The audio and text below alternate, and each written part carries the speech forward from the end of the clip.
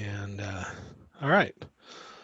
So welcome again, everyone, to the West Seattle Transportation Coalition's August virtual membership meeting.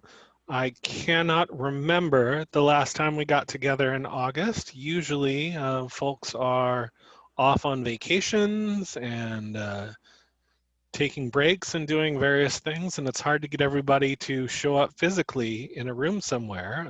But in this crazy environment we're all living through, where even folks who manage to slip away can tune in virtually, as well as we can record for anyone who's unable to join us, it seemed like we had a lot of important issues to bring up tonight, and so we thought we'd hold an August meeting. I'm going to go over some introductions and different things. We have a very packed agenda tonight, so we are going to keep things moving pretty quickly.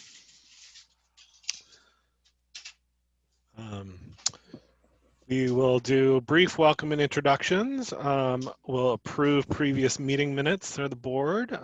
If folks are not aware, we have a YouTube channel, and so you can check out our previous meetings since we went into the virtual environment here.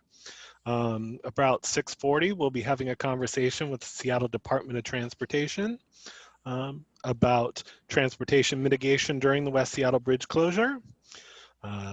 There's a website there to learn more. About 7:10, we'll transition over to a conversation with West Seattle Bridge Now, and we have several representatives from that relatively new community group who are going to talk to us about the community outreach they're doing and how they're demanding attention and urgency from our public officials re the West Seattle Bridge. You can learn more at their website. At 7:30, we're going to transition to a conversation with Port Commissioner Peter Steinbrueck, talking about their business priorities for the Port of Seattle and what they're doing in terms of lobbying various elected officials for funding to address the West Seattle Bridge. You can learn more about Peter at that website. At 8 o'clock, our featured guest this evening is a conversation with United States Representative Pramila Jayapal. We'll be talking with her about our community concerns and very specifically about how we might find federal funding resources to address the bridge closure. You can learn more at her website, as well as if you haven't check things out. She spoke on June 30th on the House floor talking about infrastructure needs and specifically calling for funds towards projects like the West Seattle Bridge. And then normally we're done by 8:30. We don't have specific items right now under old or new business, but for those who are sticking around, we do anticipate we will go later than our usual end, and we will try to be done by 8:45 p.m. Introductions. If I've not met you before, my name is Michael Taylor Judd. I am the chair of the West Seattle Transportation Coalition. I will be moderating most of the meeting this evening with help from one of our board members, Kate Wells, who will introduce herself in a few moments. If you are not familiar and this is your first time with us, very quickly, the purpose of the West Seattle Transportation Coalition is we're a peninsula-wide organization working to address transportation and commuting challenges for the people living and working here on the West Seattle Peninsula. We do this by securing the support of residents, engaging elected officials, as you'll see tonight, at all levels. We focus on all transportation users, including pedestrians, bicyclists, and transit riders. We sometimes partner with government agencies to achieve outcomes and gather information and public comments as well as to educate the public. And then we do our best to engage with everybody in between meetings to try and learn what's important to you and what questions you want to hear, what speakers you want to hear from. Our 2020 legislative priorities, which as we're getting through the year, we're happy to say need some updating. We came into the year wanting to focus on the West Seattle Bridge Transportation Corridor. We had no idea how that was going to turn out.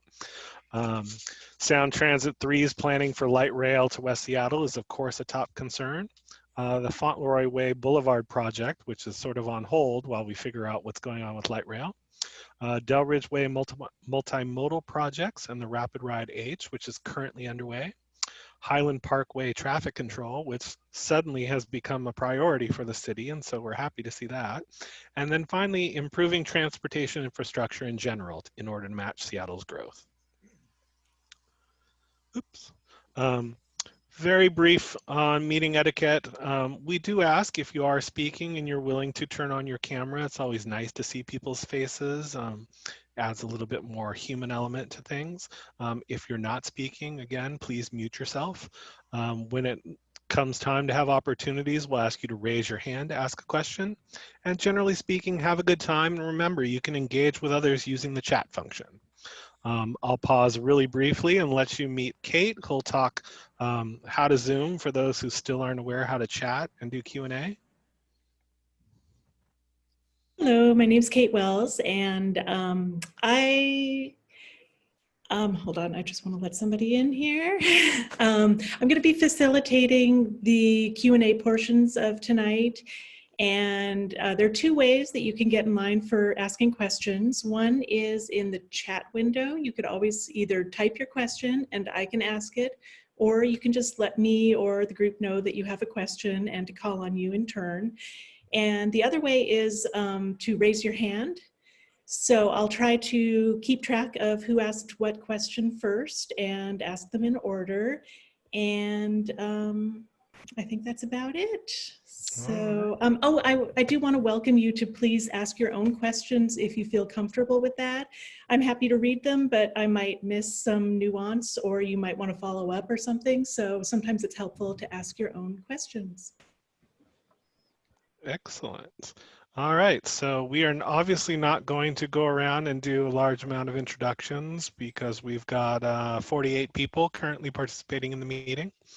So we'll ask you, take advantage of the chat right now if you're comfortable. Share your name, share your pronouns, access needs if you're someone who's listening who doesn't have a microphone or has trouble viewing things, etc. Those who are joining us by phone only, we'll do our best to open that line for questions when appropriate. Let us know what neighborhood you're from. I'm down in the Delridge neighborhood. And then our fun question for this month is, what more do you think SDOT could be doing to help you travel? And finally, if you're not already a part of our WSTC email list, maybe you heard about this on the blog or in other places, feel free to send a private chat message to our board member, John Wright, and he can get you added in so that you find out who's on our agenda every month. Move very quickly into tonight's agenda. As I said, we need to pause and approve previous meeting minutes of July. Again, if you want to see some of our previous meetings, they are recorded and available on our YouTube channel. If you go there, please do click to subscribe. Right now, we have that really ugly jumble of letters and numbers there, and YouTube requires you to hit a certain level before they'll let you revise that into a more pretty and intelligible name. So do us a favor to help us build our numbers there. I would entertain a motion from a board member to approve previous meeting minutes. I move we approve the minutes. I'll second that. All right, thank you, Marty and Deb. Is there any proposed changes or edits or anything? Yeah. All right, hearing none, all those in favor of approving the minutes, please say aye. Aye. Aye. Anyone opposed? Aye. And anyone abstaining? All right, with that, we will hit our first. I'm not sure who's with us, so I apologize, Heather. I kept several of our former folks there. I know you're here. I know I saw Madison there. We'll have a conversation with Seattle Department of Transportation. Heather or Madison, do you guys have a PowerPoint or anything that you'll be sharing with us? Yes, we do, and I'll go ahead and share my screen, but Heather will do the presenting. So one second here. You know we do have a PowerPoint. That's our jam. So first of all, thank you so much, Madison, for being with me tonight. I always appreciate Madison's delightful ability not only to create the PowerPoints that I deliver, but to anticipate my every need. Also, I think tonight we have with us Christian from the Department of Neighborhoods. Is that true? Yes, I'm here, Heather. Hi, Christian. How are you? Hi, I'm good. And she has been, along with Danielle Friedman, leading up our efforts in communicating with community groups. And so she's here to help answer what I'm sure will be questions about that work. So just faces to names, and wanted to give credit where credit is due. I'm just waiting for someone to give me access to share Oh, quick. Okay. Uh-oh. That's you, Michael. Sorry about that. Good. There we go. Okay, That should be available for you now. I apologize, Madison. there we go.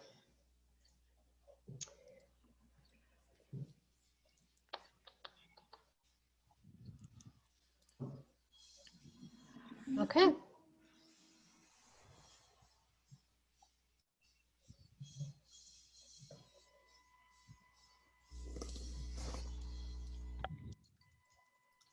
One second. Dun, dun, dun. Sometime it'll work for me. Yeah. Okay. Yay! We Yeah. are all learning so many new skills, aren't we? Uh-oh. Yeah. Uh-oh.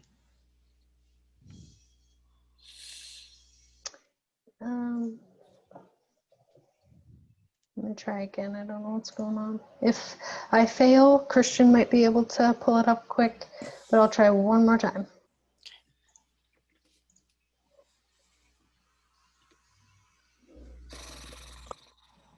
That looks good. Okay. Nobody? Yeah, nobody move. Thank you very much, everyone, and Michael, especially for having me here tonight. I always appreciate coming and speaking to this group. I also want to say thank you so much for the t-shirt. I'm so honored, and I know. And Marty and I had a lovely and responsibly physically distanced meeting at Bird on a Wire Coffee. So that was really fun, and I feel sufficiently loved. So thanks so much. On to the next thing. So just here's what we're going to run through tonight. What's changed since March 23rd and since the last time I spoke to you. What we've done since the closure about the high bridge, the low bridge, traffic mitigation. We'll speak a little bit about Reconnect West Seattle, and I imagine you'll have some questions and answers, and we are here to do that. So since March 23rd, we have developed emergency contingency plans with city and interagency partners. We have outfitted both the high and the low bridge with intelligent 24/7 monitoring and structural health instrumentation. Right now, bridge stabilization is underway, and we have some pictures to show you. We have also formed and engaged a technical advisory panel full of all kinds of structural and geotechnical engineers to inform our decisions. They've met 8 times. We have declared an emergency, and that is going to help support funding, permitting, and materials acquisition. We've also selected HNTB as our high-rise bridge replacement designer.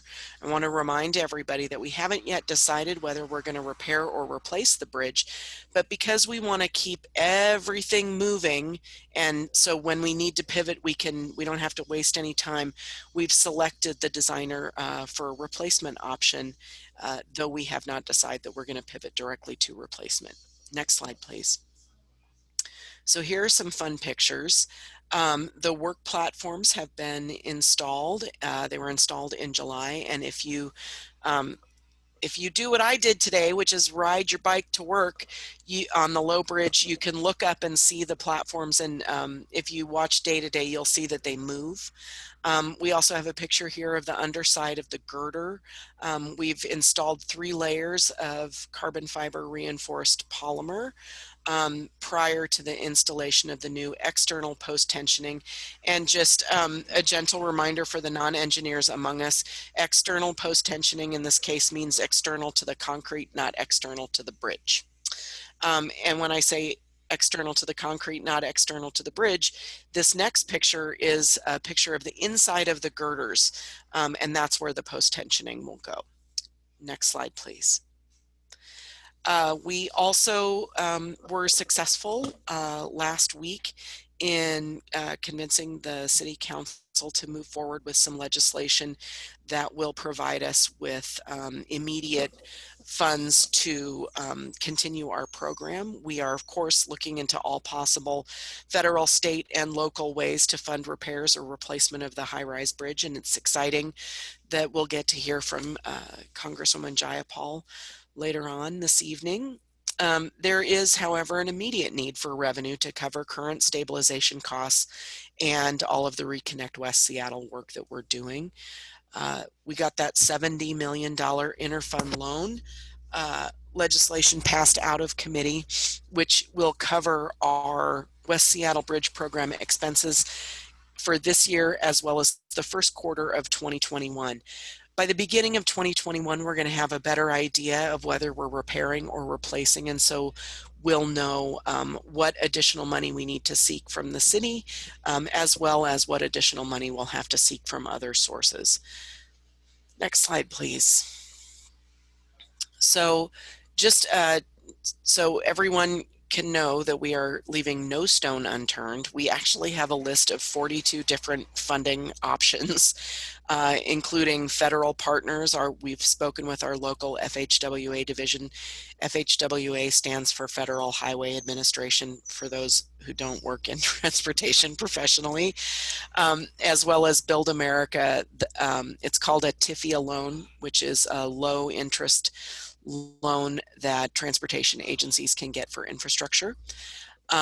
We are speaking, of course, with the Washington State delegation regularly, as well as partnering with WashDOT. We've been successful in getting some small grants from PSRC.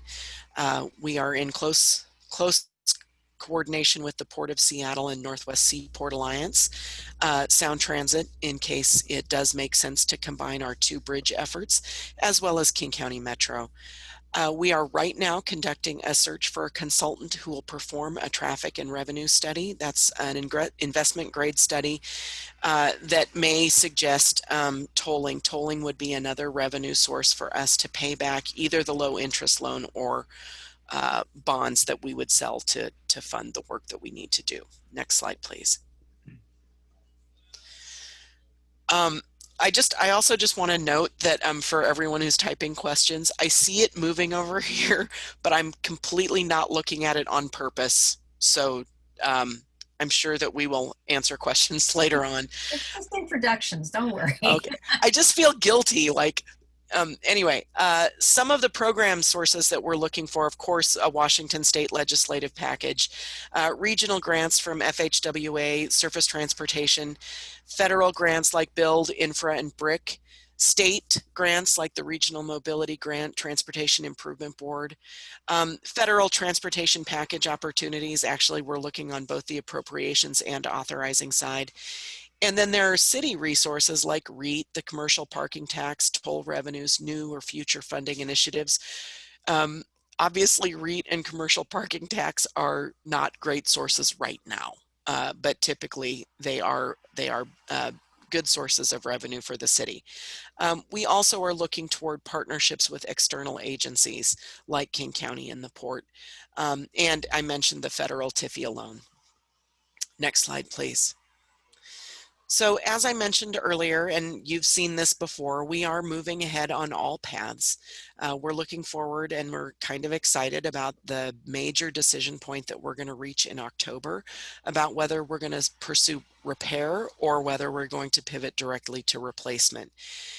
As a reminder, if we decide to go forward with repair, we will have to replace the bridge. It's just a question of when we will replace it. Next slide, please. Just a little bitty update on the low bridge. Everything remains the same. Emergency vehicle response remains our top priority, and SPD continues to enforce the low bridge. The users that are allowed right now include everyone between 9 p.m. and 5 a.m. School buses, not particularly necessary this coming school year. About 75 maritime and industrial users who work proximate to Harbor Island. These placards are not for commuting purposes. They are for purposes of during work, getting back and forth. And there are some examples of why that might be necessary. We've also allowed space for 22 employer shuttles. None of those shuttles are moving right now, and so we're looking for a way to take those slots and be able to provide them to the West Seattle Chamber as well as the Junction BIA for increased business access. However, when and if those shuttles do operate, we would have to claw back those slots, and so we want to make sure we do that in an equitable way. We also have slots for van pools for essential workers. Those are primarily headed to the hospitals, as well as 108 ILWU workers that require access to the low bridge to get to their work. They're dispatched from East Marginal Way, but they work generally at Terminal 5. And through lots of conversation with them, we understand that that's important to keep the Cheerios in the grocery store. At this time, we have allowed 13 low bridge slots for the West Seattle Chamber and the Junction BIA for small business access. Next slide, please. This always makes me giggle a little tiny bit because I'm just that kind of nerd. You'll note that at 9 p.m., right when you are allowed to start using the bridge without access, we are way above traffic volumes that affect emergency response. So for those of you who think that it might not be a bad idea for us to just let everybody use the low bridge at all times, you can see that that's not a stance that we can take during a global pandemic. Next slide, please. So soon we're going to make a change on the low bridge. Last year during this year, actually it all runs together, doesn't it? During the last legislative session, the legislature allowed us to use automated enforcement for restricted lanes, so bus lanes and block the box, downtown and also within a radius of downtown. And by utter coincidence, and thanks to Representative Joe Fitzgibbon, the West Seattle Low Bridge is in that larger ring. We expect it will begin this fall. The City Council needs to pass some legislation, and then we need to install the equipment. There will be pole-mounted cameras at bridge entry points that will capture license plate numbers. It's similar to red light enforcement and school zone enforcement. The registered owner will receive a warning violation, and monetary penalties begin January 21st. We may double up in-person enforcement with automated enforcement, particularly for peak hours, until monetary penalties are instituted. Next slide, please. So Reconnect West Seattle, I've briefed this group before. It's a plan to allow similar levels of travel across the Duwamish to those that we had before the high-rise bridge closure, and also to reduce the impact of environmental injustice in the Duwamish Valley. But wait, Heather, how can we have similar levels of travel across the Duwamish when we have 12 lanes where we used to have 22 or 21? Well, that's a good question. Madison, next slide, please. We need to shift modes. So the West Seattle Mobility Action Plan is our first part, and it outlines a vision for reimagining how we provide transportation services to meet the needs of West Seattle travelers when single occupant vehicles are not going to be as effective as they used to be. We also have neighborhood mitigation strategies. We're going to create specific neighborhood traffic mitigation plans for the 4 communities that are most acutely impacted by increased traffic from detour routes. We've also created some network connectivity plans that develop key connections for freight and bicycles. I do want to make clear that this is our first foray into mitigation, and we wanted to do some things relatively quickly and in a community-led way. The projects that are going to come out of the Reconnect West Seattle implementation plan do not represent everything that we will ever do for West Seattle during this time. So if you don't see your favorite project in the upcoming plan, don't worry, it doesn't mean it's not going to get done. Next slide, please. Our mobility action plan surveys were open to everybody in West Seattle and in the Duwamish Valley. We received about 15,000 responses with 72 surveys completed in a language other than English. Just for scale, 15,000 is about 22% of the registered voters in District 1. We are thrilled with the level of input that we got. For our neighborhood prioritization, we got about 1,600 ballots, and our friends at Department of Neighborhoods did some heroic work reaching out to communities that are particularly hard to connect with, and we did some of that in person and in language as well as virtual. We also had a robust ethnic media program and translated all of our materials into several languages that are the most prevalent in those neighborhoods. Next slide, please. This is real good if you are a super transportation nerd, which I am. But for those of you who are not, the important columns to look at are the 2019 baseline, which shows how our mode share looked at the beginning of 2019. Then the very last column is our mode shift goal. Those mode shifts represent a way to maintain the level of transportation across the Duwamish. Using those are our mode shift goals that are going to help maintain that same level of transportation across the Duwamish. If you look at the after social distancing column, which is right next to that, you can see that our mode shift goals actually may be achievable, though it looks like people are a little less willing to use the bus, but a little more willing to work from home. And so we're pretty excited about these results. Next slide, please. So I'll let you guys, I'm not going to read this out loud to you, but I'll let you know that we asked people what would help them use these different modes that they aren't using right now more often. And we collected information about the needs of the community to use things like buses or the water taxi. And so we are going to take those responses and craft a transportation demand management response plan that's going to help make all of those things a little bit easier for folks to use. Next slide, please. So here are some of the key themes. Like I said, I think our mode share targets are within reach. Looks like drive alone trips are going to decrease, and that is a thrill for us, not just from a transportation perspective, but from an environmental perspective. It looks like about 23% of folks are going to continue to work from home even after restrictions are lifted. Buses are seeing the most significant mode share decrease, which is depressing as a lover of transit, but not particularly surprising in a world where we are experiencing global pandemic.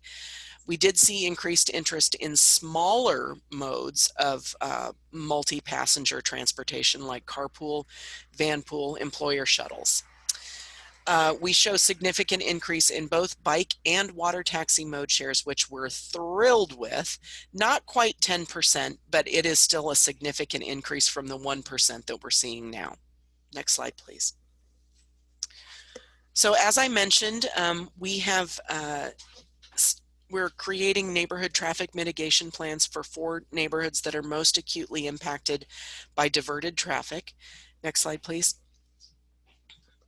We found that people are most concerned about congestion, pedestrian safety, speeding, environmental impacts, and pollution. And these are not surprising, I think, to anybody. We have the top priority projects in 3 categories, some that are in progress right now, some that can be done in 2020, and some that are advancing for a little bit more definition that we will implement next year. Next slide, please. So right now we're reviewing and integrating all the feedback we've had. We're going to share a draft with the community task force next week. So Deb is super excited for that. And then based on the feedback we get there, we are going to scurry and have an implementation finalized by September 9th. This means we'll be able to do some projects this year. Next slide, please. Oh, all done. All right, I am very happy to take questions. All right, while Kate tries to make some sense out of what we have in the chat window, I do have one question I want to toss out to you, Heather, that we keep hearing from lots of people. Can you tell us why we don't see workers constantly working on the bridge? Yes, I can. I can tell you why. Because they are primarily inside the bridge. So do you remember that picture that I showed you that looked like a really sad, well-lit gray tunnel? That's inside of there are 2 box girders. Yeah, good. Keep going. All the way back. Yep. There you go. Oh, there you go. Madison, can you like circle it with your cursor or something like that? This picture right here shows the inside of the box girder. That's where the workers are. And it's not that they're invisible. It's just the day that they're not there. No, they're not invisible at all. Oh, right now? No, because they were taking a picture.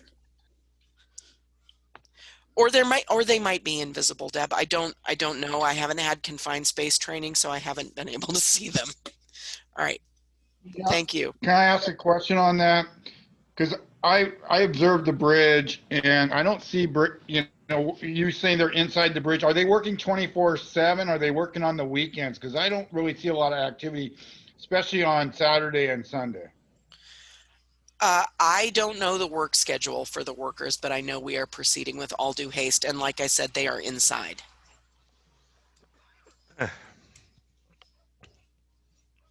All right, Kate, what do we got? Right. I've got a couple questions regarding Harbor Island, why workers don't have priority across the bridge, and also there's no bus service or good bike routes to Harbor Island. And so driving is really the best mode for most people to use right now. Yeah, I can appreciate that might be a perspective. I think for bike routes, I think it really depends on where you're bicycling from. Because there's a really great bicycle facility, both, from West Seattle and from the other side, going to Harbor Island. I ride it frequently. So it depends on where you're coming from. As far as bus service, we actually have worked with King County Metro to implement a bus stop right there at Harbor Island. So buses, just like bicycles and any kind of transportation, it depends on where you're coming from, but there is in fact bus service to Harbor Island. Thank you. Okay. Is that happening now? Is the bus stop active now, or is it coming? It is active. No, it's active okay, now. Great. Okay. I have a question from Christine Martin. Current results from the SDOT survey indicated incredibly low van pool and employer shuttle need. Why is this being prioritized? Can you say that question? I didn't understand. I think it's slide 15 that shows the mode share, and shuttles and van pool are generally low use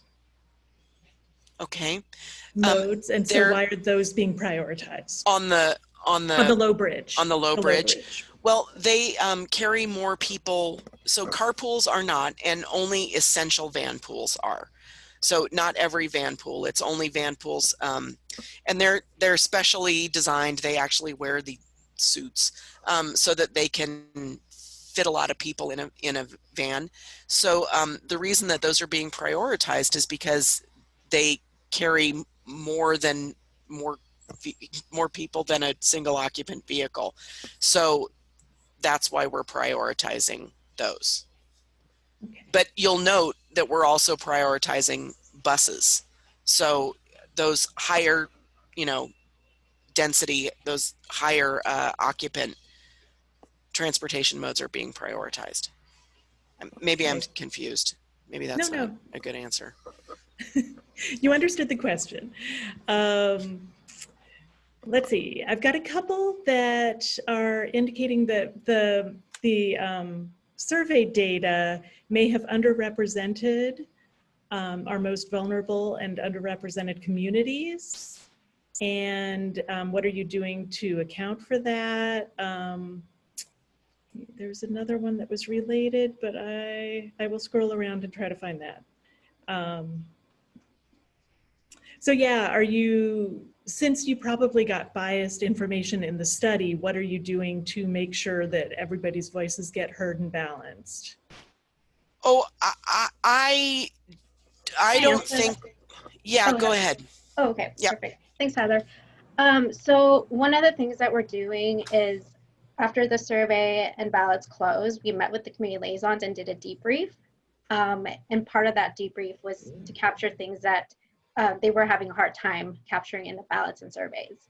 That gave us very fruitful information about community needs that were not captured through the way that most people affluent neighborhoods have access to better understanding these surveys and ballots. And then another thing is that we are analyzing the paper ballot. Yeah. Christian, sorry, I want you to continue answering, but I got to step away for just 1 second, okay? So keep talking. Yeah. And then for the paper ballots, DON and SDOT are working together to figure out which projects rose to the top for the paper ballots that were most successful for people of color, non-English speakers, immigrants and refugees. So when we did the check-in with the neighborhoods, we had an asterisk of projects that rose to the top or showed support from those underrepresented communities. So that way we could let community know, hey, this is what we're hearing from folks that don't usually participate in the process. Okay. And we also checked in with the community liaisons to make sure that, they felt the same about what rose to the top. Okay. The other comment here, surveys generally don't represent what people will actually do. Like a gym membership, you say you'll do it, but you rarely do. So anyways, Well, doesn't. yeah, maybe you're right. I think survey methodologies actually don't indicate that, but at the same time, it's the best we got. So we really, this is a community-led process, and so we need folks to provide the information, and then we'll respond to that. We're also nimble enough that if we see that people aren't doing what we expect them to do, we can make adjustments. Okay. All right, we probably have time for one more question. Oh my. I haven't even seen them all. I'm sorry. Let's see. Yes, the immersed tube tunnel is still being considered. I really hope we can put that one to bed. The city has spent $250,000 to make sure that it is included in the cost benefit analysis. So yes. The 35, can we get details to support the 35%? I can't rattle them off to you, but yes, we can. It's based on the capacity of the bridges. 80% of the respondents are white, just like West Seattle. And why can't we go faster? We will know whether replacement is the right option in October. So we're going as fast as we can. And yeah, I think the meeting recording is available. Just whipped right through them. All right, thank you. All right. Thank you very much, Heather. So we are firing ahead through the agenda. Next up, we are pleased to have a conversation this evening with West Seattle Bridge Now, who've been working very hard the last couple of months ever since this all hit us.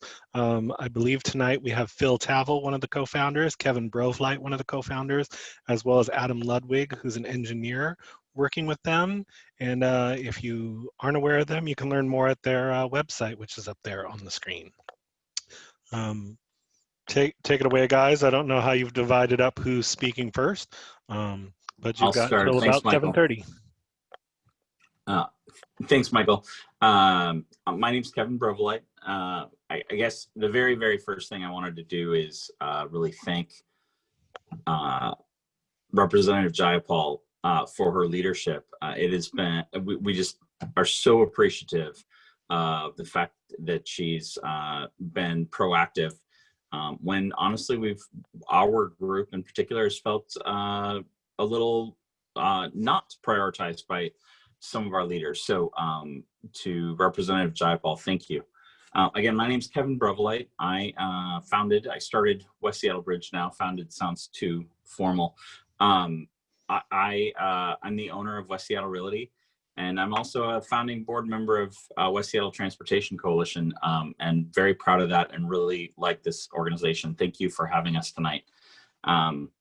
At the time, I had more time, but my young children required me more than I was able to commit to WSTC, and then my 10 and 12-year-old daughters have since informed me that they need less of me, so I have more time for things like Bridge Now. Why West Seattle Bridge Now? Really quickly, I can't get out of my head the business update that the West Seattle blog posted this week about Chaco Canyon having their last weekend. If you know me, you know that I'm not vegan, but I know that they had a huge following, and as a fellow small business owner, it breaks my heart. And as somebody who, as part of my business, I help homeowners. I help a lot of people sell, and my goal is to do the best job I can for them. And I think of that as a kind of a duty to the community. So that's why West Seattle Bridge Now came to me. And it was just important that I felt like we were going to have economic hardship related to the bridge closure until we had dates certain of a way to connect back to the city. So that's a little bit about why West Seattle Bridge Now exists. We currently have 4,000 followers. Our people following us continues to grow at a rate that even surprises me. And because I'm a real estate broker and not a community activist or anything else, I needed some help. So my first thought was to immediately reach out to Phil Tavel, somebody I knew from the community, and somebody I knew was a community leader and dedicated to genuinely helping West Seattle. So Phil, can you take a second to introduce yourself? Yeah, absolutely. Thanks, Kevin. And thanks, Michael, for having us. So yeah, it was funny when the bridge closed, I must have gotten calls and texts from about 40 different people saying, what's going on? What can be done? What can we do? What can the community do? And it was funny. It was Kevin called me first, and then also Amanda Kirk, who also is one of the 3 founders of this. She contacted me the exact same day saying, what do? We need to start a group. And it was clear that the people in the community wanted a voice. They wanted a place to go. They wanted to be able to reach out to local elected officials, to be able to talk to the city. And, you know, sort of as one of our videos say, the more voices you have, the louder you speak. And that's been the way. And we've been actually blessed by the fact that SDOT has given us an opportunity to talk to them and get information. In fact, I have to say a huge thanks to Heather Marks. She has been incredible, generous with her time, constantly allows us to talk and ask questions. And she sits down with us every week and talks to us about what's going on. And so I think we have provided a place for people to go. And, we're trying to tone down the pitchforks and torches and make sure that it's productive as possible. But as anybody knows, if you try to moderate 4,000 people, it can go sideways every once in a while, but we do our best. So please find West Seattle Bridge Now, join us. It's important that we stay connected and a loud voice. But with that, I actually want to turn it over back to Kevin to have Adam Ludwig talk to you because he's got far more interesting things to say than I do. Hi, thanks, Phil. So Adam Ludwig is someone I first met as the coach of our daughter's soccer teams. Adam is a super interesting guy and has worked on some incredible engineering projects, but you know, in many ways, Adam's insights and engineering background inspired a lot of the questions that I had about the bridge and the process going forward. So Adam's looking at the information being provided by SDOT and providing that has really shaped what we do. With that in mind, Adam has, if you've seen our latest letter that we put out to the community, it has some really interesting insights from Adam, and he wanted to talk about those tonight. But before I turn it over to Adam, I just wanted to say the last thing. We tried really hard early on to keep a really simple message, which was for small businesses, for the West Seattle community that we love. And by the way, has everybody seen the video that the West Seattle Junction Association put out today? Seriously invigorated us to work even harder. The small businesses that we love and the sense of community that West Seattle has, really impressive. But West Seattle Bridge now has adopted the opinion that we think repairing the bridge is the best option. We know that there's some more analysis to do, but we think it's the fastest, it's the most fiscally responsible, and it's ultimately the safest for our community, both in terms of health and in terms of the vibrancy of our community. So super excited to have Adam. For those that are, I'm sorry, did I say replace? We're saying repair. I can't even believe I did that. Okay, so Adam, please jump in and save me for myself here. Hi, Kevin. Thanks. I'm going to try to share my screen now and see if this works. Anyway, thank you, Kevin, for that introduction. I just want to say I bring in the perspective of the engineering and contracting community to this issue. And I had been observing these cracks for years and had my own curiosity about them. When the bridge was closed down, obviously my curiosity was heightened, and so I chose to go out and do my own due diligence. And so I contacted one of the original bridge engineers who I actually used to work with, and he provided me with a set of bridge drawings. And I did my own analysis to see what could be the issue. And for me, I knew that if the deficiencies at those crack locations were related to shear, that those were very serious deficiencies. But my suspicion early on was that they were not, they were flexural. In any case, I did my own analysis, and I found that they in fact are shear related, or at least shear plays a major role in their growth. And the issue is that the way that the box girders are reinforced is deficient. So, but complicating matters is that the bridge wasn't built the way that the drawings prescribed it to be built. The contractor made substitutions. And I was informed about some of those based on this engineer's experience and his recollections. But we don't know exactly what's there because we don't have the shop drawings. So we're going with assumptions. But when I looked at these original vertical tendon bars here, I found them to be woefully deficient.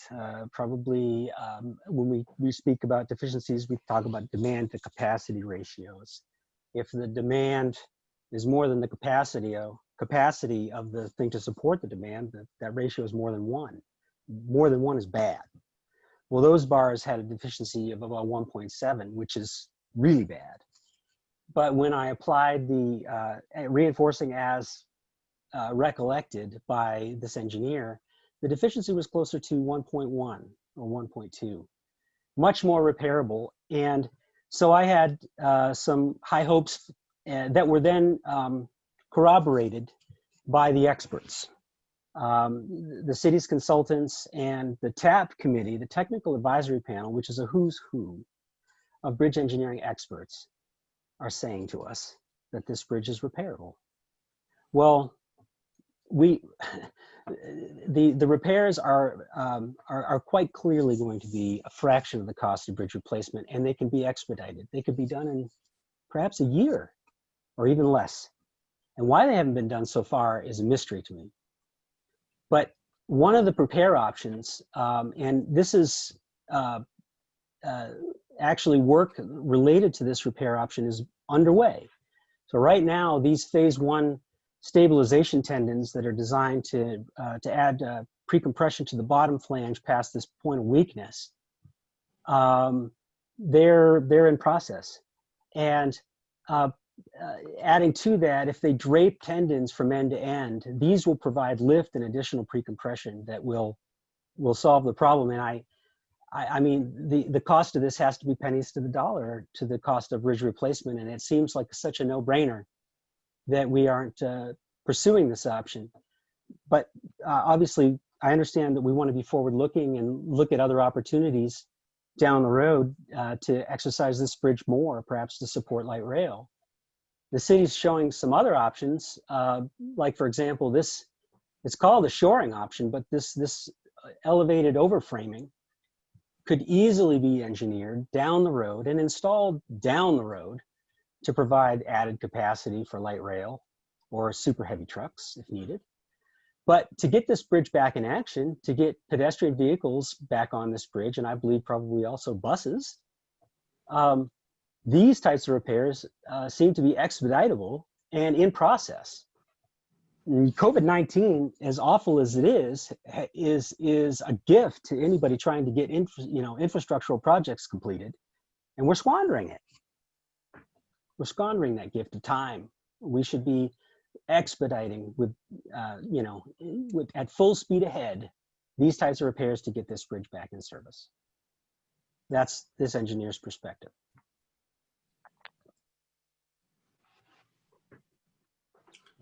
We'd love to open it up to any questions. Sure, go right ahead. We got about 5 minutes. If folks want to type things into the chat, I'll let Kevin and Phil and Adam read things out of the chat. And if folks want to ask a question, please click to raise your hand and we can go and unmute you.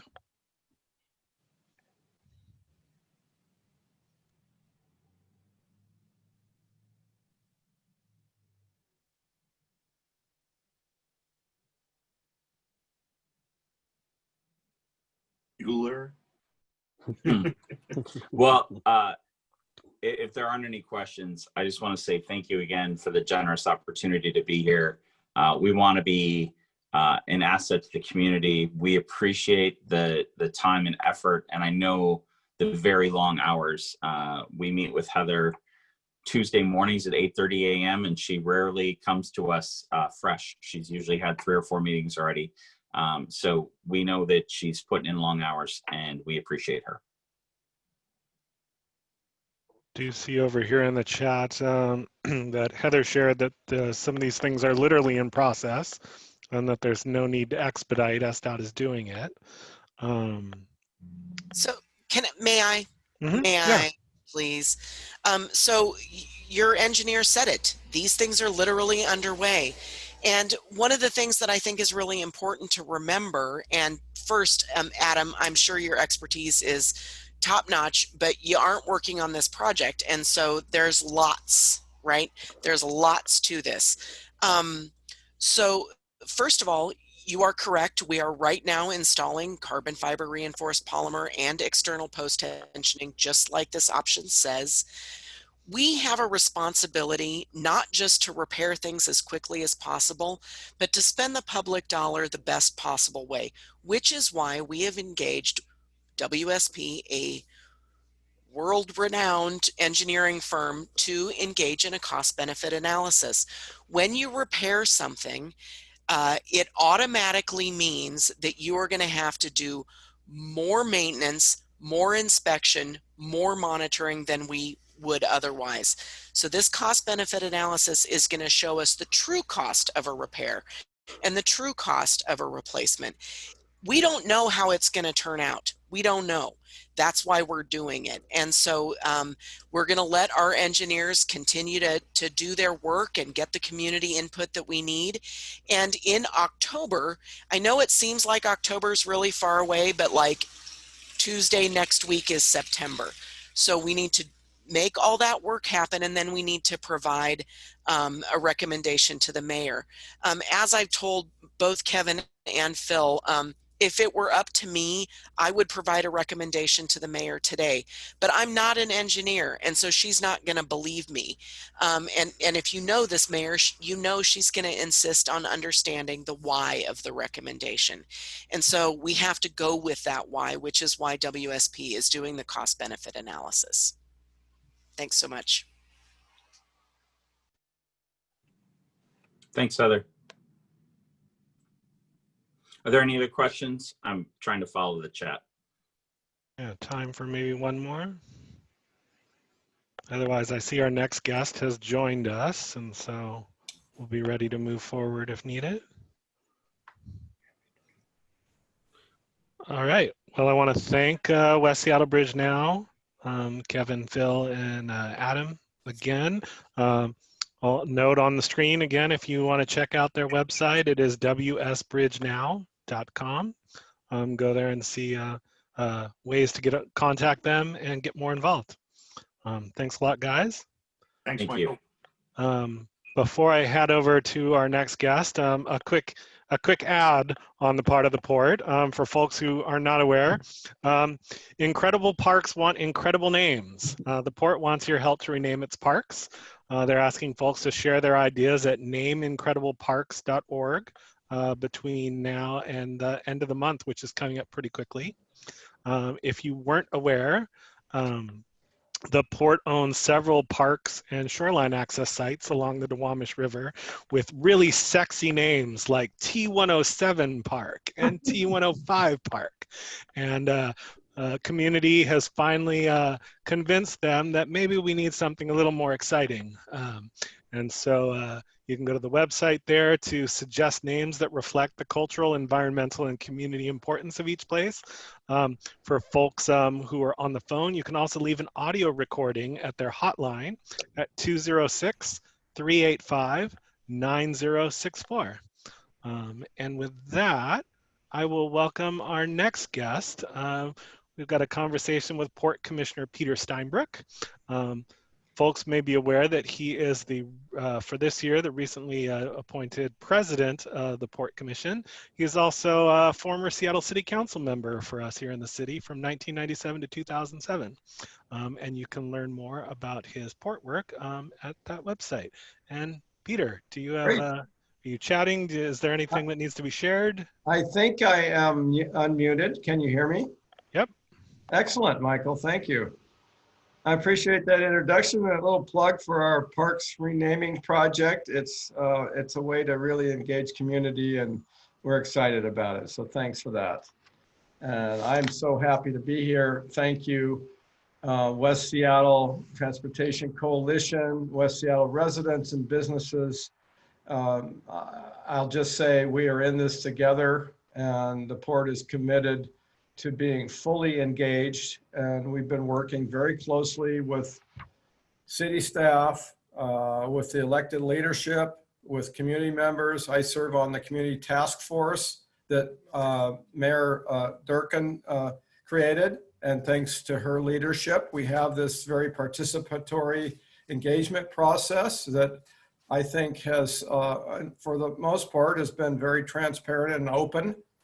And community members have been provided with the technical experts, the TAP, AKA, and Heather Marks and other members of the team, engineers, to answer questions. And I'm participating very much with this process on behalf of the Port of Seattle. And I should mention our great Northwest Seaport Alliance, which is our partnership with Tacoma, as you may know. So I want to just express that thanks, and I appreciate also that you're having Congresswoman Pramila Jayapal on a little later. I think we're competing with an audience of President Trump right now, but I don't know. Maybe some of you are keeping a side eye to that. We can imagine what he might be saying tonight, but nevertheless, we won't go there. We're also joined here by some of my port staff colleagues who've been extremely helpful with the technical knowledge and expertise working with the city. Lindsay Wolpa, Christina Wolf, and Mick Schultz are here online also. And if I can't answer questions, I will defer to them or we'll follow up. That's all right. We're old friends with Mick and Okay. Lindsay and everyone, so we're always happy to have them here. And I want to be very open, honest, and candid about, you know, our role here, our strategic interests. There's a lot of speculation. There's a lot of ideas floating around, and there's a lot of unknowns still. And so that's my word of caution, is that we still have much to learn here. For example, as the past speaker, Adam Ludwig, alluded, the actual causes of the bridge structural failure have not been fully identified and vetted through a third-party peer review of structural engineers. And I, for one, would like to know exactly what the causes of the structural failure are. I've heard many things. I've talked with the mayor about it. I've talked with technical staff. They say it's everything.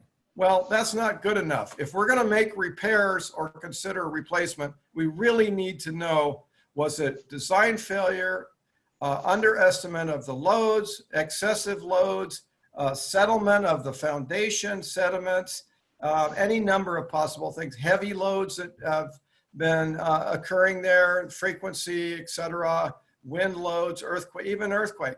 So let's get a clear, agreed to understanding there about what the actual causes are before we consider a major undertaking of specific repairs or replacement. I'm also going to say it's really premature to be talking about this or that replacement alternative. I love the inspiration there. I love the ideas. Bob Ortblad, the recent submission by the Toronto architectural engineering firm for a hybrid mass timber structural steel replacement. But folks, we got to get real and pragmatic about this. We cannot wait forever. That being said, but we need to know the causes and what the practical solutions are, which is what I liked very much about Adam Ludwig's commentary, even though he may not be as fully engaged as Heather Marks mentioned, and aware of all the issues that are understood. But in order to work on your home remodel, you need to know what the deficiencies are, whether it's foundation, structural, seismic, earthquake, roof leakage, whatever. And so that you know where to put the money and where it's needed. So that's my pitch, and I'll just open with that. And I'm awaiting more detailed, specific information about that as we consider repair or replacement. This is an expedited process. We can't wait forever, as has been mentioned. And unlike the viaduct, which was only closed for 3 weeks, it took almost 20 years to come up with a solution for its replacement and funding. But the imperative here in some ways is much greater than the viaduct, even though that was a looming disaster waiting to happen.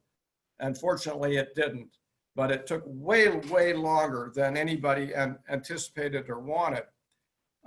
We have a disaster on our hands right now, and I'll acknowledge that. This is an extreme constraint on a major transportation corridor connecting residents, businesses, 100,000 people with the mainland, if you will.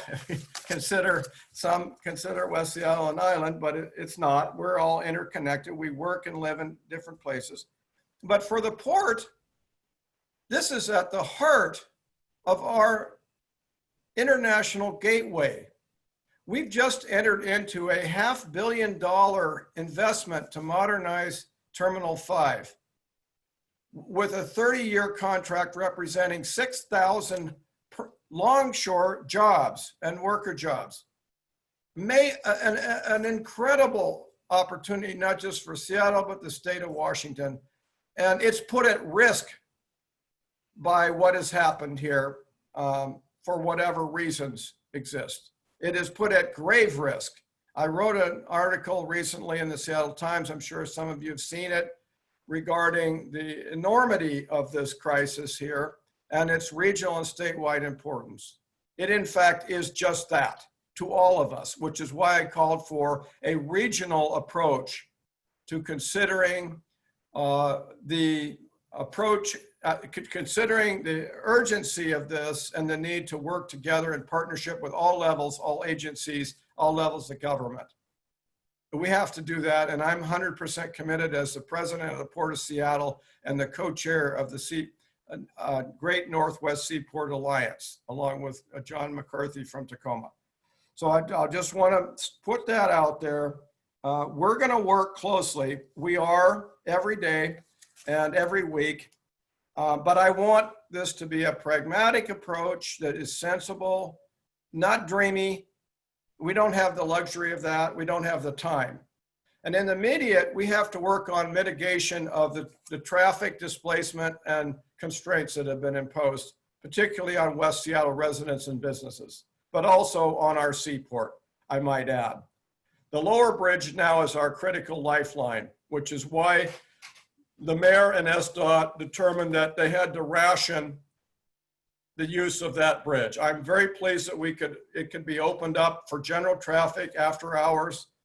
But I can tell you that if we cannot get access to Terminal 5, we risk our entire investment in that terminal. One of the premier terminals in the entire West Coast is put at risk, and our partners, our commercial shipping partners involved there. And we've already been alerted to that, and we've heard from them. And so I can't underscore the importance of that. Maintaining capacity, restoring capacity as quickly as possible. We don't have the luxury of time. We can look at these various options, but let's not let Seattle process go forever and ever while we dream about visionary plans for some futuristic scheme that has been untried or innovative that is not going to meet the test of our immediate needs. A little opinion making there. So we do need this cost benefit analysis. I want to see a detailed decision agenda that goes into the options. You've been told we're going to make a decision. The mayor is going to make a decision by the end of October. We need a detailed decision matrix that looks at all of the factors involved, that starts with the best understanding of what the condition of that bridge is and what its potential cost for repair is and how long that's going to last. Will it be 10 years? Can we afford a shutdown of that for any length of time? Should we look at a replacement option? How long would that take? How are we going to get funds? Sometimes transportation decisions are made based on where the funding sources are. That's a reality, I'm afraid.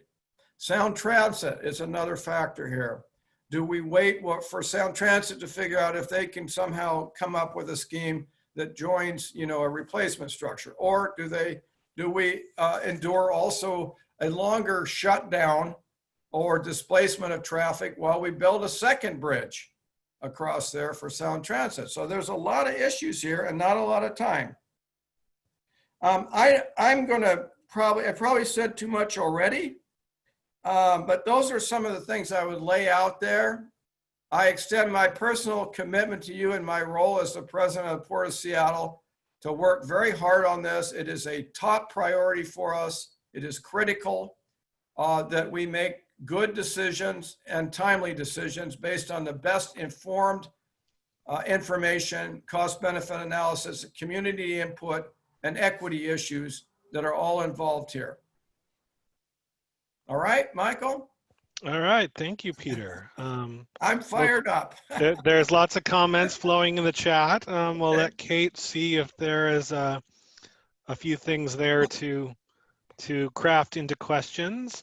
While we do that, I'll bring up the screen here and make sure we've covered everything. I think one critical question we have for you, or maybe Mick and Lindsay, is we do have hopefully the Congresswoman Jayapal joining us shortly. Can you share a little bit what you and the port are doing to lobby for funding to support whatever repair and replace options are eventually proposed for the bridge? Well, I can say we're poised to lobby to support the city's efforts. This is a city-owned facility. I'm not passing the buck, but we need to get some of the decision points. We need to get past some of the decision points about repair, replacement options and costs. We cannot go out now and start lobbying for money when we don't even have a clear understanding of what solution we can move forward with.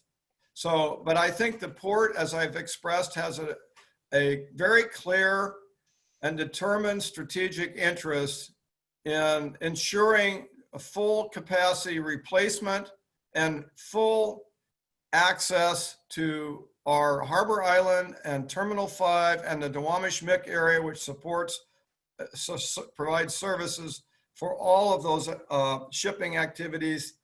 We will work hard with our partners at the city, county, and state level to seek the necessary funds, as was done before with the previous round of bridge replacement funding, which we know came through an emergency action with a lot of help from the federal government and Senator Magnuson. Thank you. Kate, do we have anything to pull out of the chat window there? I don't think any of it is questions exactly. There's a good conversation going on though, so I would recommend people look that over. All right. Yeah. Board members, do we have some questions? And while we're doing that, let me see folks who are on the phone. I know we have a few of you, so right now this is a heads up. I'm going to, looks like, oh, just two of you. I'm going to unmute the two people phones, assuming that you may only be on the phone. So here is your chance to, oh, maybe it won't let me unmute you. I apologize, whatever Zoom is doing with the way that there's a 206 and a 916 number. I do apologize. But seeing everybody else is available on computer, again, raise your hand or add things into the chat.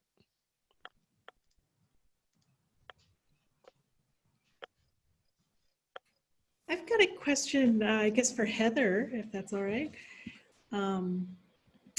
So when you're figuring out replace or repair, are you taking into account the,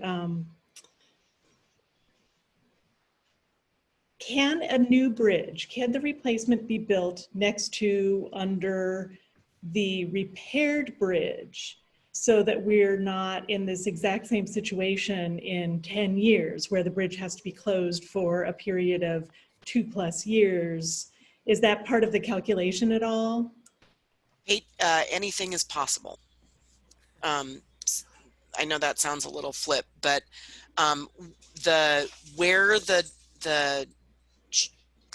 if we repair the bridge, we are going to have to replace the bridge. That is why we are engaged in a that is why we are engaged in this cost benefit analysis, and afterwards why we will have what's called a type, size, and location study, a study that is required for any kind of federal funding. So that will, okay, I got like pet chaos behind me. That is where we will consider the alignment of a new bridge or a tunnel, which we are, of course, taking seriously. So we don't, is that possible? Yes, we don't know yet because we haven't made a decision whether we're going to repair or replace. And when we eventually have to replace, we will take up that consideration about whether the current or a new alignment is going to be possible. There are a tremendous amount of, I know that it's fun to think about this stuff, and it's I live in Fauntleroy, so I know how distressing this is for everybody who lives in West Seattle. It is not uncomplicated. The navigation channel, treaty fishing rights for the Muckleshoot and the Suquamish, there are a tremendous amount of externalities that we have to take into consideration. I just want to address Adam. Adam, had I known that Bridge Now was going to bring an engineer, I would have brought my own, because I'm not a bridge engineer. I can't explain to you why foundation strengthening is necessary, but I do participate in all the meetings, and so I know that it is in order for us to have a 40-year repair. Also, Commissioner Steinbrueck, I really appreciate all of your comments. We have a little bit of a, there's a little bit of a chicken and egg situation. So in order to get a full forensic understanding of what is happening, what happened to the bridge, that would require a lengthy engineering study. So we don't have the luxury of that kind of time. I agree with you that that forensic study would be particularly important if we decide to go with the repair option. I think if we end up going with the replace option, exactly what happened to break the bridge is slightly less important. So we are proceeding with all due haste. There is more to it than meets the eye, and perhaps if I'm welcome, Michael, at the next meeting, I could bring our Chief Bridge Engineer, Matt Donahue, to come and address some of these more technical questions.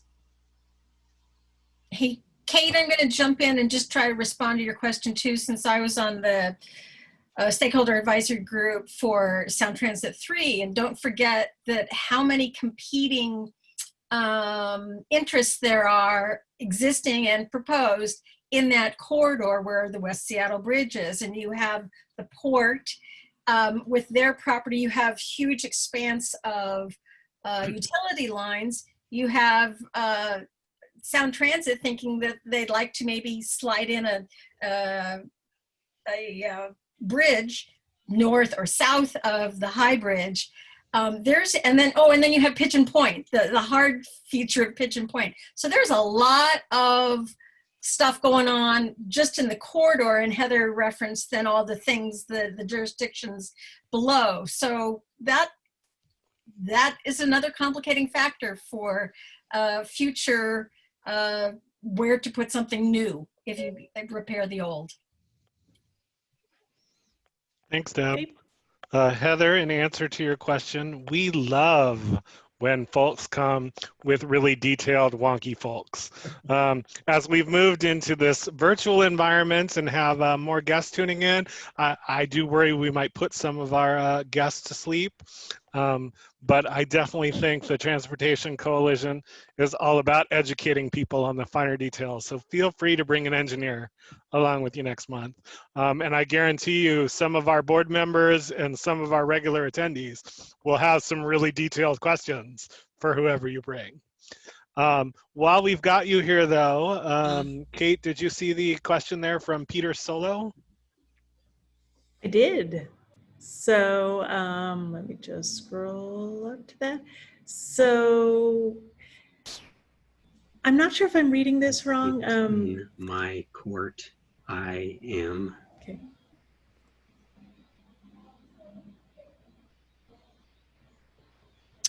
Are you want me to read it, Kate? Are you reading the question about the right turn only lane on West Marginal Way? Yes, we can. It requires some, we have to move a bus stop. We have to do some ADA improvements for that bus stop. We have to retime a signal and rechannelize the intersection, but yes, we can. Now, this is discussing the eastbound, and are you also considering the westbound? Oh, yeah, it's not eastbound. It's the westbound. It's the westbound. Yeah, west, turning west to north. Okay, perfect. Okay, thank you. Yay. Yeah, yay. Okay, great. All right. Well, somehow we seem to be running a little ahead of schedule, which is remarkable. I do not see our Congresswoman with us unless she's hiding out under another name. And unless any staff people want to identify themselves and let us know if she's on her way. But she is not scheduled to be with us until 8 o'clock. So I will pause us here for a moment, and we'll sort of jump ahead on the agenda, if you will, and cover old business. Generally speaking, we don't really have anything hanging over from the last meeting or two. It's always a good opportunity for me to pitch that we are an all volunteer run organization.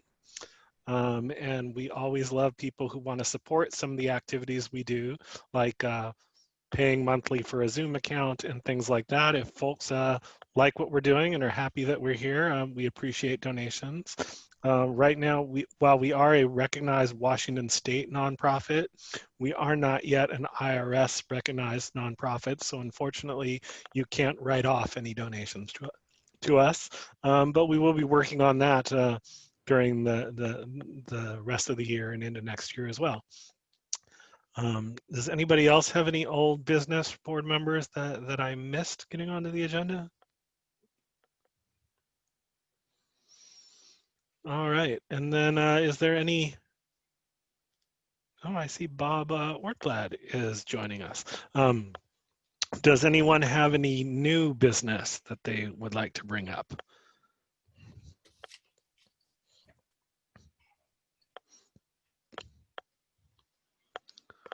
Well, that is good. I'll do a call for that at the end, but hopefully that means we'll be able to end closer to on time. This is Marcy. I have a question. Marcy, go right ahead. Thanks for being with us. For folks who Sure. aren't aware, Marcy is one of our original board members. Yes, and a member of the West Seattle Bridge Community Task Force, along with Deb.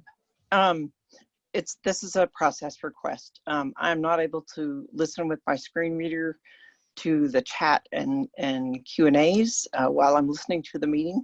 So it would help, please, if you could read a question before someone just says yes. Thank you. Thank you for that reminder, Marcy. And I see our next guest is in the process of joining us. That's a good pitch for me to remind as well. Folks wonder sometimes, what's all that stuff in the introductions?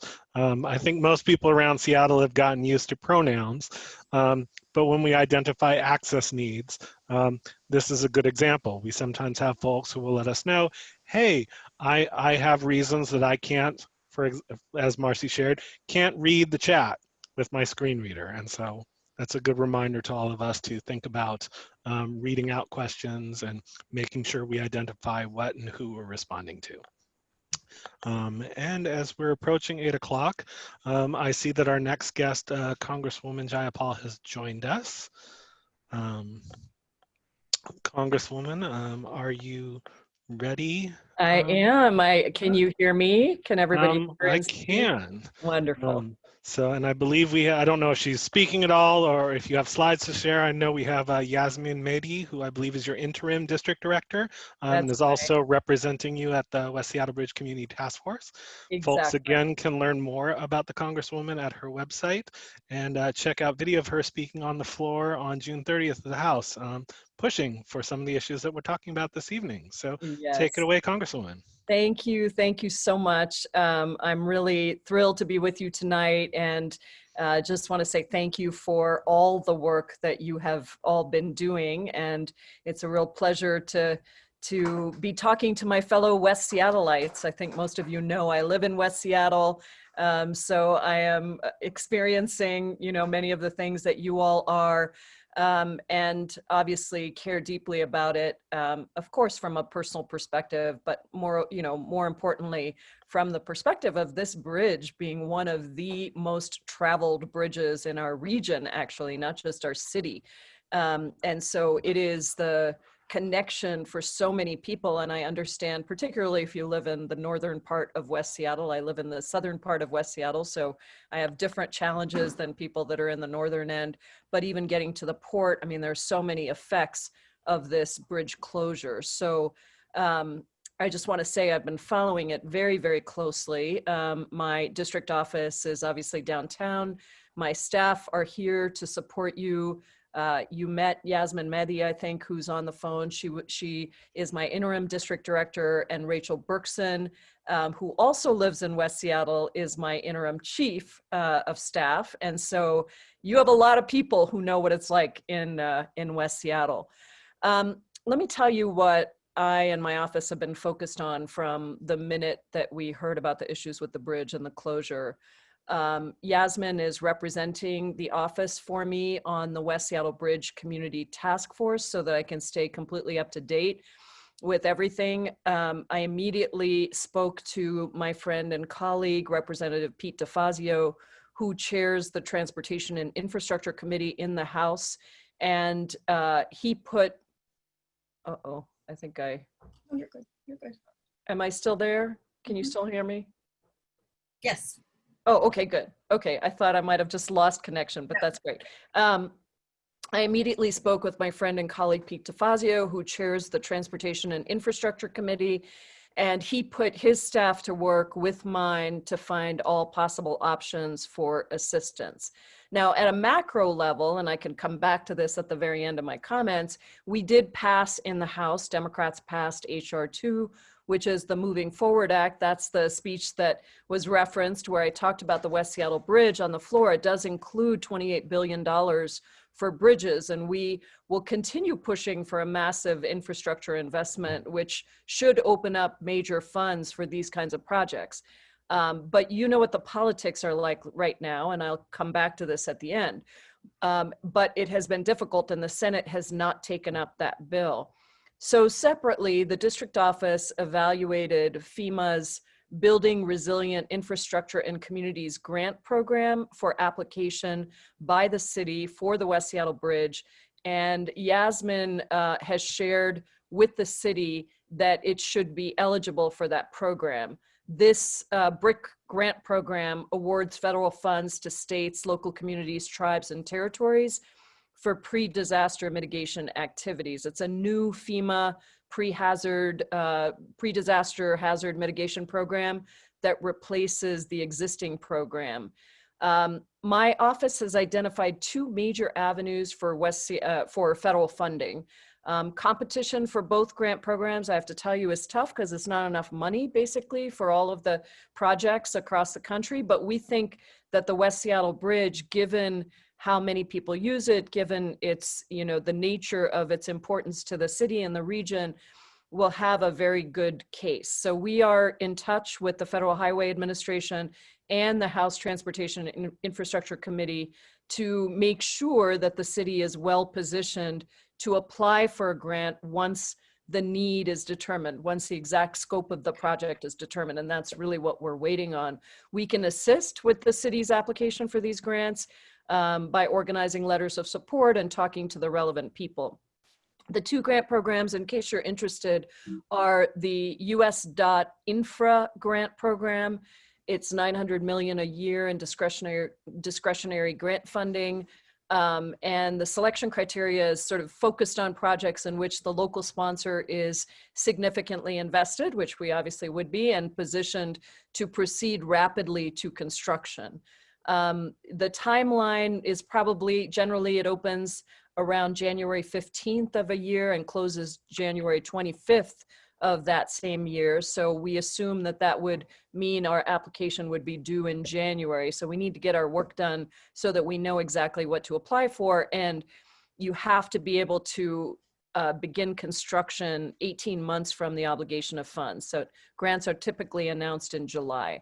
The other pot of money that we've identified is the USDOT Build Grant Program. This is $1 billion a year discretionary grant program. And funds are again awarded on a competitive basis for surface transportation infrastructure projects that have a significant local or regional impact. And so again, that feels like a very good fit, and the funds can be used for planning, preparation, or design of eligible projects. The city would have to provide 20% of the project cost, and the timeline for that is a little bit later. Typically opens in February and closes in May, and then grants wouldn't be announced until September. It's important to know that as of this moment, though there's been a lot of discussion in the House, I'll tell you about this, The House and Senate rules have banned what we call earmarks since 2011.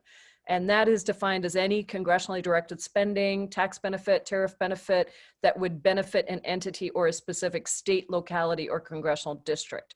So that means we can't set aside federal funds for any specific project through the congressional appropriations process, which is why we're looking at these build and infra programs with great interest.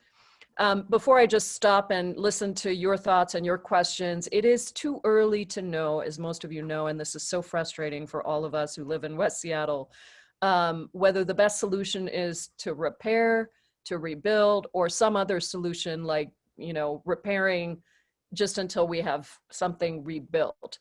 We are waiting for the technical advisory panel to dig into its work and to complete the cost benefit analysis. But as many of you know, that's likely to not happen until October.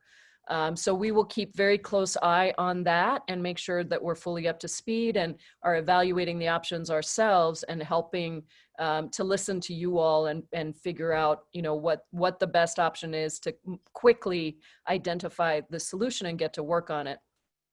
Just to finish up, the challenge at the federal level, of course, is clear. This president talks about wanting to get to work rebuilding the country's infrastructure, but he has done absolutely nothing on that. The Senate has refused to take up H.R. 2. They haven't passed any infrastructure package at all. So a lot is going to hinge on what happens in November. And obviously on a different note, we're all working very hard to make sure that we have an administration that's actually responsive and responsible and actually believes in the Constitution. So, so with that, let me just see, you know, open it up if there are any questions. I'm happy to take those or any other thoughts that you might want to share. Thank you very much. Kate will look over the chat. Again, folks are welcome to take advantage of the chat window now to type your question, or if you'd like to ask your question directly, please click to raise your hand, and we can call on you to unmute yourself.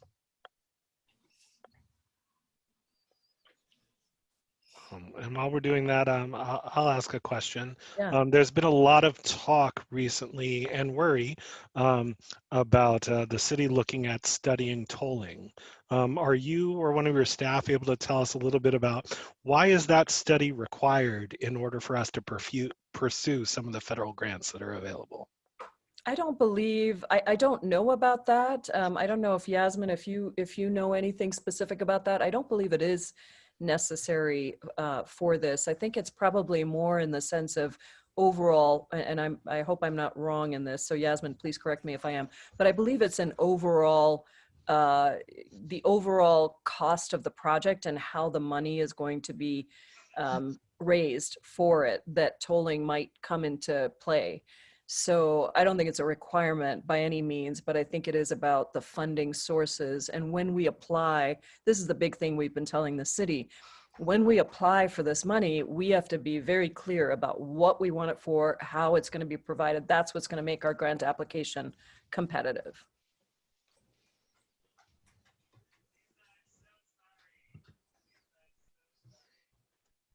All right, Kate, what do we got in the chat window? We've just got one right now. Are there any innovation grants available for something like an energy neutral replacement? You know, we may be able to cobble together certain things, but right now the best sources of funding are within H.R. 2. I should tell you, we have a lot of money for green infrastructure building. So if we were to pass H.R. 2, there might be some other sources of funding that would be available to us separate from just the straight old bridge funding. But at the moment, the only two things we've been able to identify for immediate application are those two that I mentioned. We will continue to look, but those are the two best and biggest sources of funding. And hopefully we pass H.R. 2 because we put a lot of kind of innovation grants. I don't know if we called it that, but that's a great term. To really look at how we can build some of these things, you know, in ways that are that will preserve the planet and really help us for the long term. Okay. Here's a good one. What can the West Seattle community do to encourage the Senate to take up HR 2? Oh, well, if you have friends in states that have Republican senators, obviously our 2 senators are on board with this. But if you have friends and family and other states, you know, I would say that is very, very important. I think this infrastructure, like so many of the priorities before us, frankly, COVID-19, infrastructure, housing, you know, healthcare. These are all actually very bipartisan issues. And if you remember when Trump came into office 4 years ago, this is what he was talking about. And frankly, I think as a Democrat, it would have been very difficult had he passed a big infrastructure package to, you know, to sort of counter some of what is coming from the White House, because it would have done a lot of good for a lot of cities and towns across the country, not to mention working people. So that's the most important thing, is getting to those Republican senators. You can certainly always write to Mitch McConnell. And, you know, he's the leader of the Senate, and I think it's, you know, it's fine to write to him or call his office, but I think what we really need is to put pressure on those Republican senators. And then of course we just need to take back the Senate and the White House, so that we have individuals there. I see Larry clapping, individuals there. And obviously this is an official call, so I'm not talking about the campaign side, but you know, I just think it's very difficult to deal with the fact that this is the moment actually for a big infrastructure project, because we have 50 million Americans who have filed for unemployment since COVID-19 hit. So in addition to rebuilding our infrastructure, hopefully rebuilding it green, and getting people back to work, this is it. It's got everything in it. So I will continue to fight for it, but that's my advice. You know, get to work on taking back the House and Senate, and talk to your friends and family in states that have Republican senators. Okay, great. I don't have anything else. Oh, wait. Will federal funding require transit? I don't believe that these grants require. Heather Marks just answered, I think, okay, no. Yeah. But go ahead if you want to add to that. The things that we've identified are things that would not have a lot of additional requirements.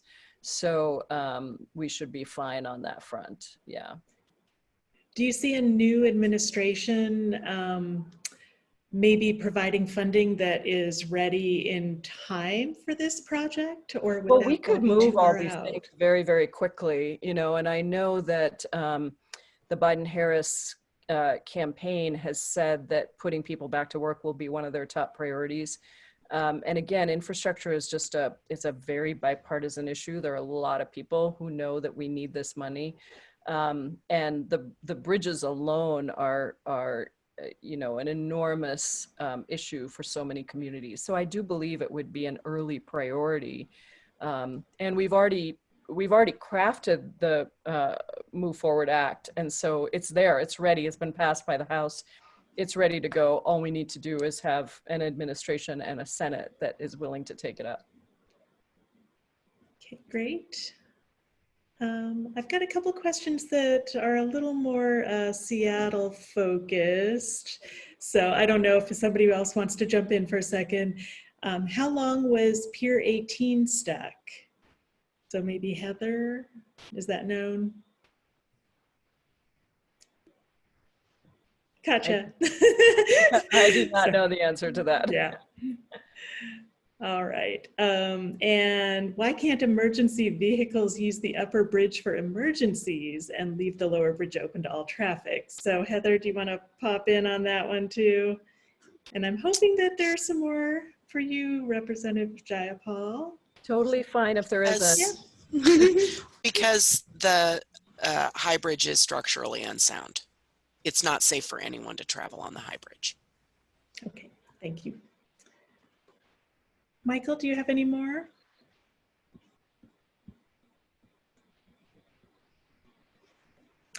Oh, here's one. Would transit make federal money more likely? I mean, you might be able to access different pots of money, you know, But I don't think it's actually about more likely or less likely. I think the main thing is for the city to be able to very clearly articulate, you know, what is the best option, what is the quickest option, and how are we piecing together all the different pots of money that will be required so that we can have a really compelling application to the federal government. And like I said, DeFazio is a good friend. He's actually one of the co-founders of the Progressive Caucus way back when, and is obviously in our neighboring state. So it understands the importance of the port and the bridge to the community and to the whole area and the region. So I know he'll be as helpful as possible in just helping us to identify whatever we can. How about this one? Something wacky like turning the West Seattle Bridge over to the feds and making it an interstate spur since it connects to I-5. Well, if you really want a project that's going to take forever, we could try for that. But I'd like to get our bridge back quickly. We can certainly look at that for the long term.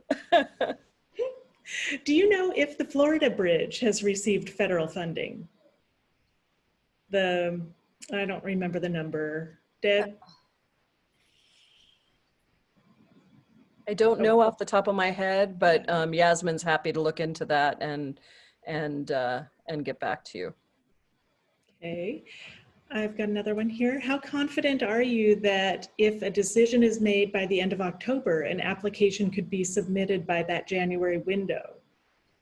Oh, I am sure. Well, I think we probably have some city folks here who could answer that, but I'm sure that they will do everything in their power to get that application in, and we will do everything in ours to help with getting that in. I think everybody is very aware of the timeline and you know, the importance of the bridge to the whole Seattle community. Thank you so much, Congresswoman Jayapal. Heather Marks, the program director. It's going to take a village to build this bridge, and so we are seeking with all haste all funding that is available. Yes, yes, and we will all work together. We already are working together to just make sure that we can all be as helpful as we can with whatever piece we can bring to the table. Okay. And there was a little follow-up to that question. What are some of the steps after that decision up to the applying for the grant?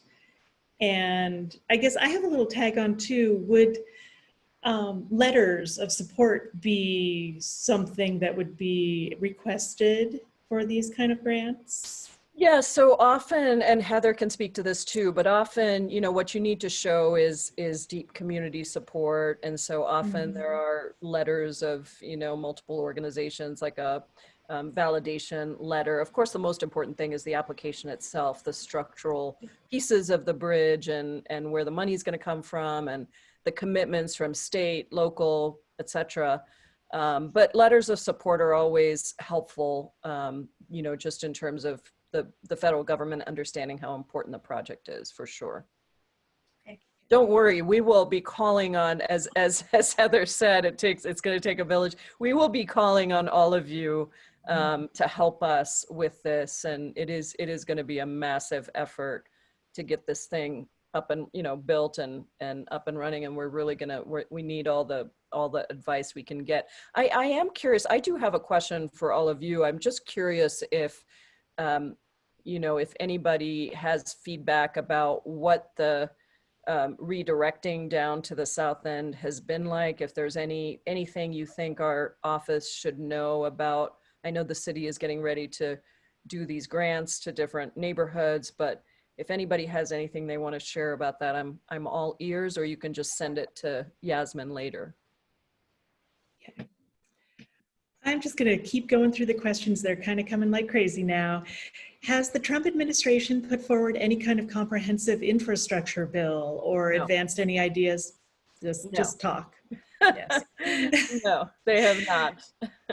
Everything's magnificent, so great. Yes. The administration is doing such a fabulous job without ever having put a pen to paper. Does the U.S. House have any friends with influence in the White House? Well, yeah, I mean, obviously Speaker Pelosi is negotiating with them all the time. Chairman DeFazio was able to negotiate some very important pieces around transportation and the airlines in the CARES Act directly with Mnuchin. But they're not going to move on. This is not, I mean, they're just not going to move in 70 days before the election on a major transportation infrastructure project.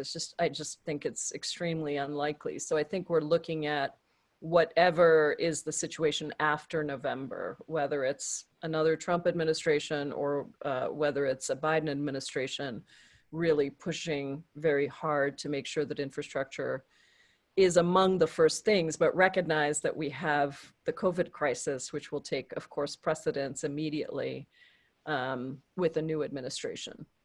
So the 2 grant programs are probably it. For this moment, yeah. for this moment. But that doesn't mean, like, I could see that we could pass something in the first quarter of 2021, and that money then, would probably take 3 to 6 months at least for that money to be available, but it may be available by the end of 2021. So if the city was able to cobble together enough for that initial first year, then potentially, I could see that we could get some money to the city by the end of 2021. I see Heather nodding, so I think that's our sense too. But Heather, feel free to chime in if you have other things there. The city council has been tremendously supportive, of course, of us moving forward with this quickly, and we were able to they just passed to their full body an interfund loan request. So we have about $100 million to spend through the first quarter of next year. And then at that time, we'll know more about how much this project is going to cost. And then we can, there'll be another interfund loan to make that move forward. So the city's committed to moving forward on every front, and especially if it's a question of just bridging to some additional funding that will be coming our way. And I feel fairly confident that we will be able to get money for the West. It's just a major, major project for the region. So I think, I feel fairly confident that we will be able to get it as long as we have a really good plan, obviously. We got to have a really good plan. Okay. Are all of the different sectors of our community coming together and stressing that this is an emergency? Is that able to do anything more to highlight the bridge issue? Maybe the business community, everybody coming together, what can we do to help get those grants, I guess? I'm sorry, I might be parsing that question wrong. My understanding is that is the coalition that many of you sit on, and that is exactly the purpose of it, is to make sure to keep everybody up to date, to get input, and to build that sort of collective plan for when people need to get engaged and how they need to get engaged. So the city obviously runs that. Our office participates in it through Yasmin, just so that we have a voice at the table and we know what's going on, so that when we're advocating, we have all the information. But that's really the city's job, and I think that's the purpose of the coalition, is my understanding. Okay. Given the large number of military members living in West Seattle, have you considered proposing a bridge amendment to the annual National Defense Authorization Act? Interesting. The NDAA is not going to move anywhere. And so we're going to be doing a continuing resolution probably for all of the appropriations bills, because we've passed them all, but the Senate has not taken up any of them and doesn't have any time scheduled to take up any of them. So my guess is that on the appropriations side, we will pass a continuing resolution that goes at least until December, with the possibility that it could go through the first quarter of next year. That might happen in 2 steps from my latest conversation with the speaker. But I don't think we're gonna have a new authorization until next year. And I'm not sure that I mean, we'll look into it. Look, we're willing to explore everything. We'll certainly look into it, but I'm not sure we'll be able to get a lot of money from the NDAA, though there is a lot of money there that should go to things like this instead of to the Pentagon, which is the only federal agency that has never been audited, and we spend $754 billion on Pentagon spending. So, you know, my priorities there it would be to move some of that money over to education and healthcare, and yes, bridges and transportation and workers. All right, I'm going to skip over a couple that are definitely more SDOT questions. The Terminal 5 project is in jeopardy due to the bridge closure, and this would be, coming off my screen, this would be a federal benefit to the US to have this terminal built. Could the bridge repair be tied somehow to a federal project and federal money, like tied to the port refurbishment? You know, same answer as before. It all depends on what the project is, right? So as soon as we know what the project is, we will look at all avenues of funding. And if there's a way to tie it to other things, we certainly will. But these things are fairly, you know, it's not so easy from a funding perspective to tie it to something else, because that Terminal 5 project is a different project. And of course, the bridge closure affects it, but it is a different project. So I think we'll certainly take a look at everything once we know exactly what it involves, and look for other manner of funding. But we want to be realistic. We don't want the city to go through a bunch of applications for things that don't end up producing anything. So we want to be really realistic about what money we can get for the bridge, separate from any other project that the city might be applying for. Okay. Would an innovative solution like a tunnel be more attractive to federal funding? It's not, the feds aren't going to care what the project, you know, whether it's a tunnel or it's I don't think they really care about that piece. I think what they care about is it's a well-structured, necessary project that has all of the pieces to it. So I think if if a tunnel ended up being, I don't think this is the case, but if the tunnel ended up being the most cost effective and, and easiest solution, sure, they'd be happy. I don't imagine that that's the case, having just gone through the tunnel project that we went through. I think it's probably not gonna, that's probably not gonna be the option, but I'm sure I could be wrong, and others should correct me if they think that might end up being the option. Okay, I think I've come to the end of questions for you. Anybody, last call? I'll turn it over to you, Michael. I will highlight something that an issue that our Vice Chair Marty Westerman raised. I saw he asked, why do we always seem to build things we can't afford to maintain? SDOT's maintenance budget is more than 80% short, for example. Seattle Park's budget is short. Every department lives by deferred maintenance. And I will turn that into a question for the Congresswoman. It's often really hard for local officials. It's much easier to sell pretty projects than it is to sell maintenance and, repair and things like that. Is that sort of thing part of the infrastructure bill that's being looked at in Congress, or is that something that could be highlighted more, that where the feds could step in and provide money specifically for maintenance and repair, it takes some of that pressure off of the local government? Yeah, both things are true. So yes, it's included in HR2. I mean, so much of the bridge money, for example, is actually maintenance money. It's not just rebuilding new bridges. It's taking care of our existing. And that goes to the second point, which is austerity spending. We constantly in the United States have this sense of we can't spend so much. But what we don't understand, except when it comes to the military, then we can spend as much as we want and never worry about how it's increasing every single year, largely going to defense contractors. But when it comes to things like infrastructure, we are constantly cutting back on those essential infrastructure needs. And that is highway, road, bridge maintenance. It's you know, the money you might have to invest to build something greener, which would cost you less in the long term, but it does require an investment up front. But also, you know, the things I mentioned, like I think of childcare actually as being essential infrastructure for families to be able to go to work. And we don't think about it that way. We don't fund it.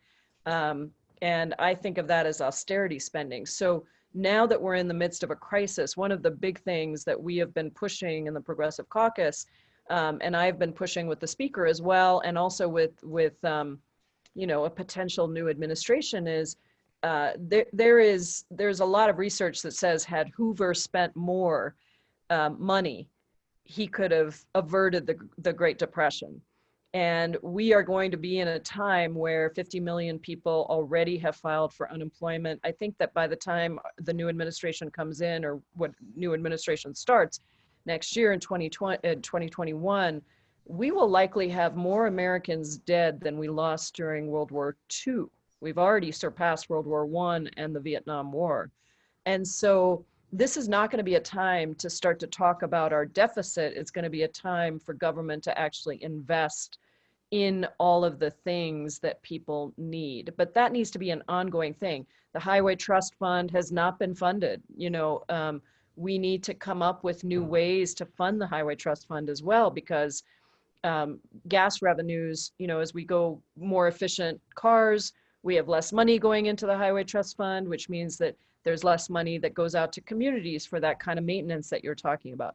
So sorry for the longer answer, but I think that both of those things are true. We do have money in the infrastructure bill for maintenance, but is it enough? No, because we're actually not spending enough in general. We're not fully funding the Highway Trust Fund, and we're not fully allowing communities to access those funds when they need it, not right before it breaks down, or after it breaks down in our case.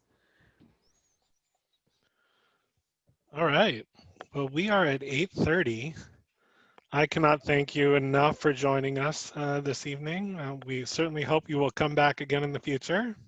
Anytime I will. And thank you all so much for having me. And thank you for the kind comments I see in the chat. And just know that our office is here to support you on this project and also on any other thing that you as constituents may have. You know, we're so proud of our district office team. We've been able to get over $4 million back to our constituents just through advocating on your individual cases, whether it's with Social Security or whoever it is. That's our job, is to take care of our constituents. So please contact us not only on the bridge and your thoughts around the bridge, but if there's anything we can do, Yasmin and the whole district team is here to help. And so happy and so proud to be a West Seattleite. So thank you, West Seattleites. We're happy to have you here as well. So thank you very much. Since we were able to squeeze our old business and new business in earlier, everyone, I'll pause very quickly to ask if our board members or anyone has any new business again. I see heads shaking, so that's good. Then I would entertain a motion to adjourn. I'll second that. All right, we will see everyone for Thursday of next month at 6:30.